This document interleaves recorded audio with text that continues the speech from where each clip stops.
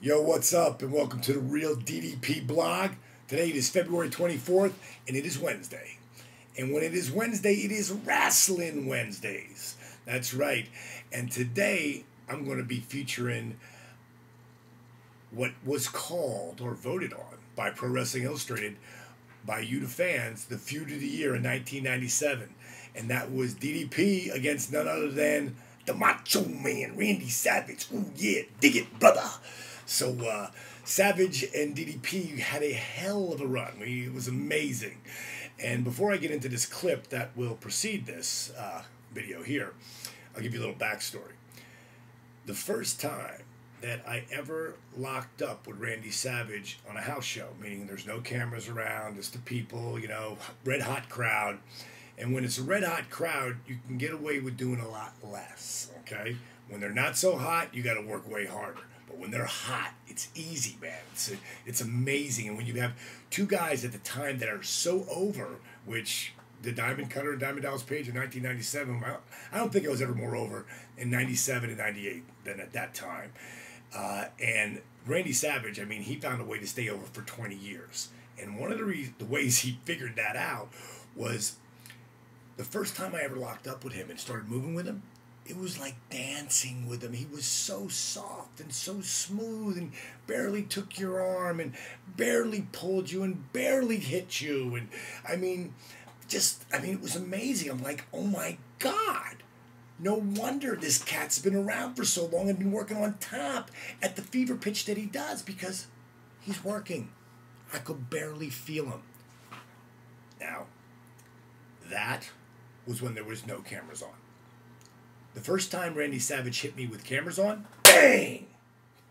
I seen a big blue flash, and then I got it. Okay, cameras off, we're easy. Cameras on, red light zone, shit's on. And it was, and a lot of times, boy, it would get real fast. The video clip below here, the backstory is, and I've actually slowed this film down for you. I'm in the ring and taunting Savage. It's in Charlotte, North Carolina, which is one of the hottest places to work. And I loved working Charlotte. I mean, there was some great towns for me. Charlotte was amazing. Chi-Town, Chicago was amazing. Atlanta, GA, Birmingham, Alabama, Salt Lake City, Utah. There were certain towns that really got the blue collar character Diamond Dallas Page was. And in Charlotte, North Carolina, shit was on. And when he hit that ring, and I'm whipping him with crutches, and it's the same crutch that he had whipped me with, and Hogan whipped me with, like I took his 12-year-old daughter to a dance or something. I mean, oh my God, he whipped me so bad with those crutches. But that's a whole nother story. I'll pull that up and give you a piece of that.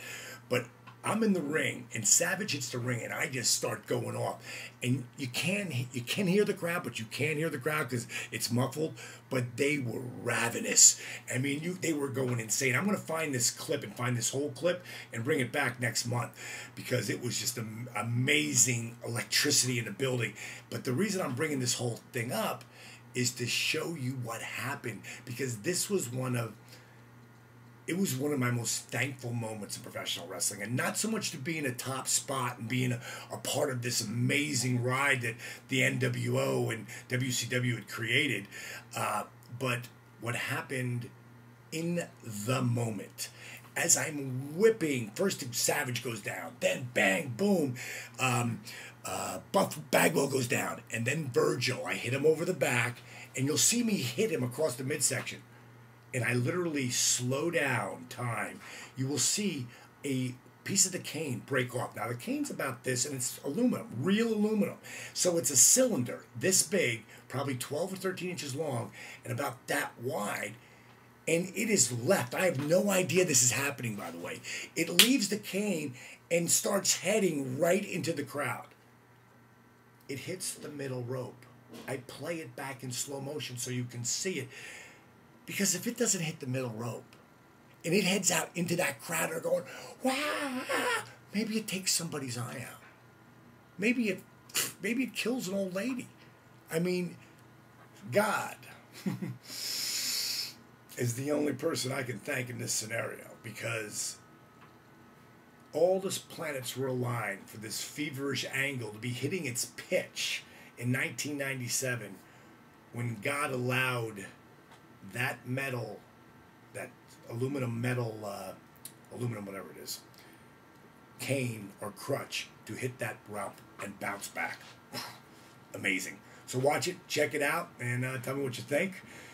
And I want to let you know that all month of March, the entire month of March, I'm going to dedicate it to the man.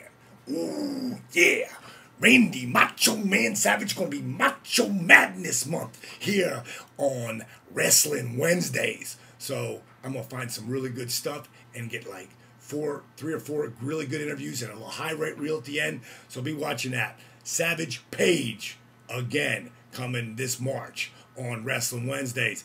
And for all you people out there who've been following the blogs as far as, you know, what I'm eating and stuff like that, and you have kids out there that are picky eaters, my girl Angela Cole, she has a Facebook site up now called My Picky Eaters. She's writing a book right now, and she comes up with the most amazing gluten-free, wheat-free, sugar-free, dairy-free. I know it sounds like, oh, it must taste like shit.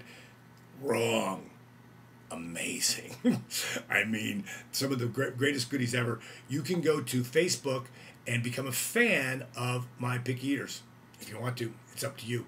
And if this is out on the just on the internet, out there on YouTube or whatever, and you found this blog and you want to subscribe to the Real DDP, punch it in. www.therealdddp.com. And my last comment of the day, get you thinking. You got to realize that sometimes a man will meet his destiny on the road he took to avoid it. Think about it. I'll tell you what, it's happened to me plenty of times. That's all I got. Enjoy the clip. See ya!